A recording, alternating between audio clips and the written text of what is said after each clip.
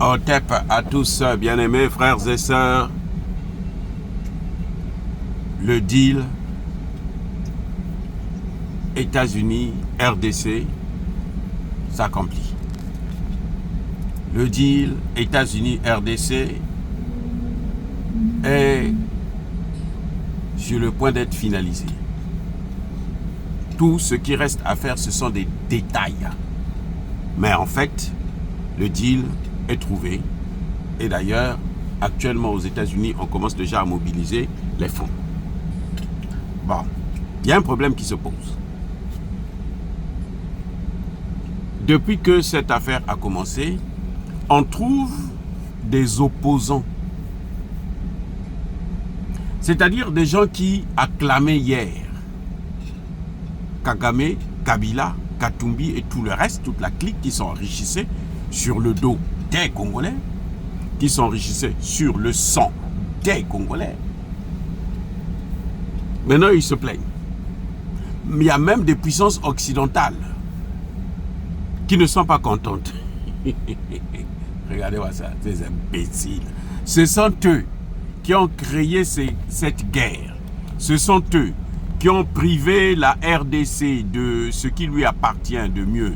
Ce sont eux qui ont massacré et pillé la RDC. Ce sont eux qui ont organisé tout ça, y compris les États-Unis, bien sûr. Hein, il faut pas l'oublier, il faut jamais l'oublier. Les États-Unis, ce sont eux qui avaient préparé ce plan. Et les Occidentaux ont travaillé avec eux pour mettre ça en application.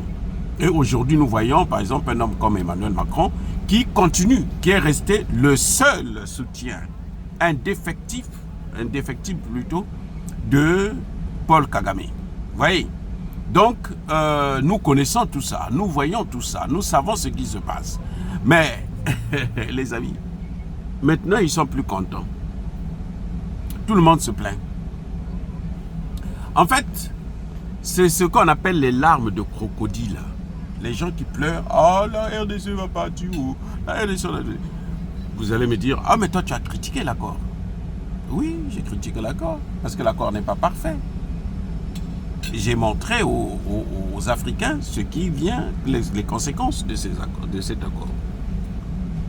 Mais je n'ai pas dit que ce n'est pas bon de signer l'accord. C'est le mieux que Tshisekedi peut faire. En tout cas, pour Tshisekedi, c'est le mieux. Alors, il faut l'encourager.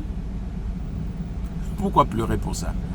Qui parmi vous, parmi les Congolais notamment, ou les Rwandais, qui mange ce cobalt-là? Qui mange le coltan? Écoutez, ce qui se passe exactement, c'est quoi? C'est que les Africains,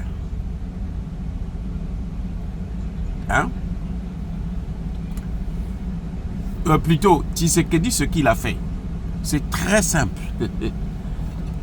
Les Occidentaux, Américains, Français, Anglais, Allemands et autres, venaient prendre les matières premières au prix du sang des Congolais. Donc, on massacre des Congolais et on prend les matières premières. On prend des enfants, des petits-enfants, hein, des mineurs. On les envoie dans les champs de mines, sans aucune protection possible, pour gagner des croupinettes. Tshisekedi vient et dit, bon, écoutez, au lieu de venir nous tuer et voler les matières premières, les deux en même temps, prenez les matières premières et laissez-nous en vie. C'est la moindre des choses. Au moins ça, déjà, c'est un début du commencement de la solution du problème de la RDC. Tshisekedi, il lui reste 3-4 ans. Quand il s'en va, celui qui viendra, s'il est sérieux, ben, il va améliorer, il va faire mieux. Mais en tout cas, Tshisekedi arrête l'hémorragie. C'est comme une plaie, hein, qui est en train de saigner à gogo. Et puis il y a un qui vient qui dit, bon, le sang ne doit plus couler. Après maintenant, on voit comment on peut maintenant traiter la plaie. C'est ce qui est en train de se passer avec Tshisekedi. Tshisekedi dit aux Américains, oh, vous êtes là, vous venez vous piller nos matières premières. Nous savons que vous pillez nos matières premières. Mais vous nous massacrez aussi. S'il vous plaît, venez piller, mais ne nous massacrez plus. Pour en arriver là, il ne faut pas passer par Kagame. Il faut venir directement. Venez directement chez nous. Parce que la vie d'un Congolais vaut mieux que toutes ces ressources naturelles que le Congo n'utilise même pas. Nous n'avons aucune usine, nous n'avons rien. Les Chinois viennent avec les accords signés par Kabila et Kagame. Bon, vous savez très bien, ils viennent, ils pillent seulement. Et puis ils aident Kagame encore à nous massacrer. Cette fois-ci, les Américains disent non, bon, maintenant on a assez massacré, on va seulement piller, mais on ne va plus vous massacrer. Donc Tshisekedi sauve des vies humaines. En même temps, bon, il y a quelques petits avantages, quelques emplois qui vont être créés, le Congo va avoir un peu d'argent. Le Congo sera comme Kagame était, mais sans le sang des Congolais. Donc, ce que Kagame recevait là, ça ne va plus aller au Rwanda, ça va rester au Congo. Et pour les Congolais, j'espère que Tshisekedi va éloigner tous ces Rwandais-là qui sont venus dans le mixage, brassage, dans la jouissance de ce qui va, de ces revenus.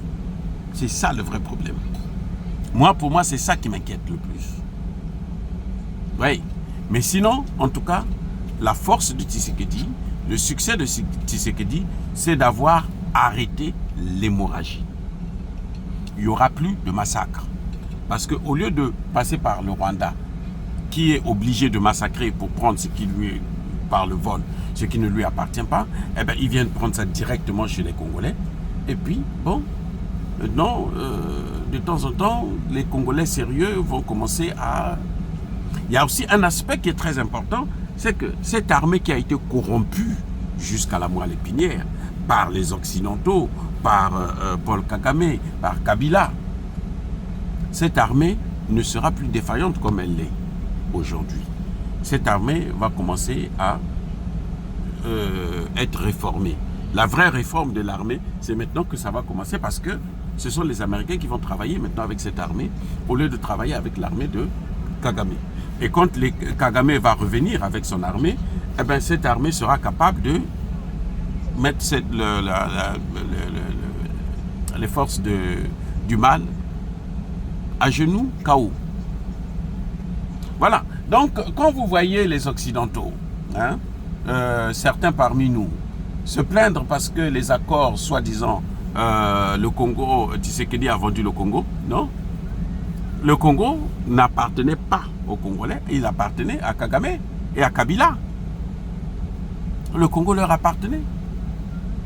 Bon, le cas de Kabila, il va être réglé, puisqu'on va déjà lui prendre tous ses avoirs, tous ses biens, hein, mobilier et immobilier, ça c'est déjà une très bonne chose. J'espère qu'on va bloquer tous ses comptes à l'étranger pour prendre tout son argent aussi. Ah oui, ce qu'on sait, eh oui, ce qu'il a donné aux Indiens là. Les Indiens, ils vont prendre ça maintenant parce que lui ne pourra pas revendiquer ça puisque ses comptes vont être bloqués partout à l'étranger. Il faudrait en arriver là. Celui qui ne fait pas ça, il n'a pas accès aux matières premières en RDC. C'est tout. La France déjà est exclue.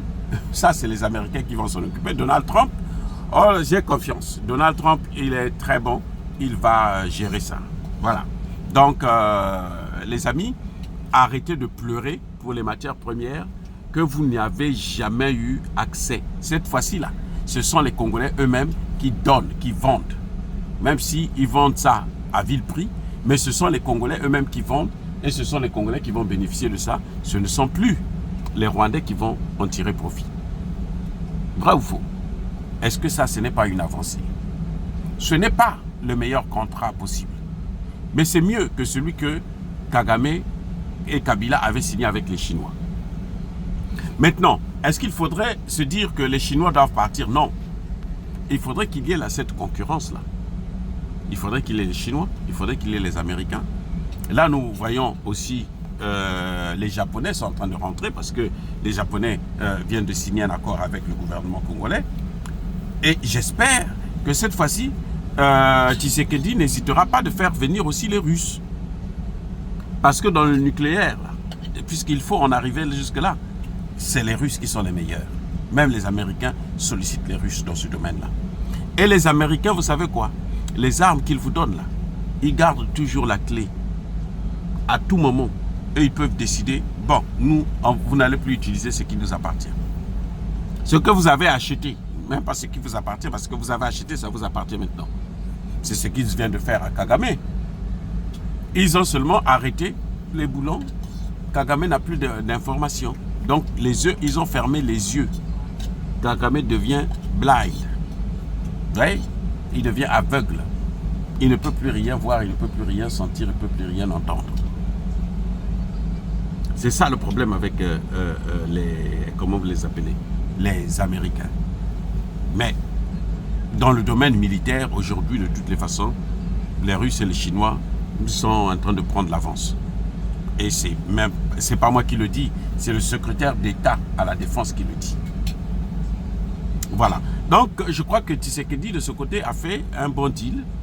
Parce qu'au moins, ce qui est le plus important, la vie des Congolais ne sera plus exposée, massacrée, torturée, écrasée, lapidée par un voyou, un criminel, un génocidaire comme Paul Kagame. C'est ça le grand avantage. Maintenant, les puissances africaines, se plaît, les chefs d'État africains, surtout autour de la RDC, là, les chefs d'État africains qui se plaignent là, c'est les plus idiots. Les chefs d'État africains qui pensent que non, il ne faut pas signer ces accords, c'est les plus idiots. Oui. Tous les chefs d'État autour de l'Afrique, même les chefs d'État africains en général, parce que l'Afrique n'a pas pris ses responsabilités. C'est pour ça que Tshisekedi en est arrivé là. Tshisekedi a été abandonné, il a été seul, avec peut-être, il faut dire, le Burundi. Sinon, tous les pays africains, ils ont tous échoué. Ils ont cru que Kagame était trop bon, trop fort, parce que Kagame était justement avec les mêmes Occidentaux. Eh bien, Tshisekedi est allé voir les mêmes Occidentaux. Et maintenant, ils sont cloués. Ce sont eux les grands perdants. Ce n'est pas le Congo. Le Congo, au contraire, sauve la vie des Congolais. Alors que eux, ils ont exposé la vie des Congolais. Soyez bénis, abondamment bénis par le Dieu des Kémites et par nos ancêtres angélisés, mais que tous ceux qui persécutent le continent africain le pillent et le déstabilisent, qu'ils soient noirs, blancs, chinois, arabes, juifs, indiens ou qui qu'ils soient punis, maudits, foudroyés, neutralisés, écrasés et passés par le Dieu des Kémites et par nos ancêtres angélisés. Vive l'Afrique éternelle, j'ai dit et j'assume.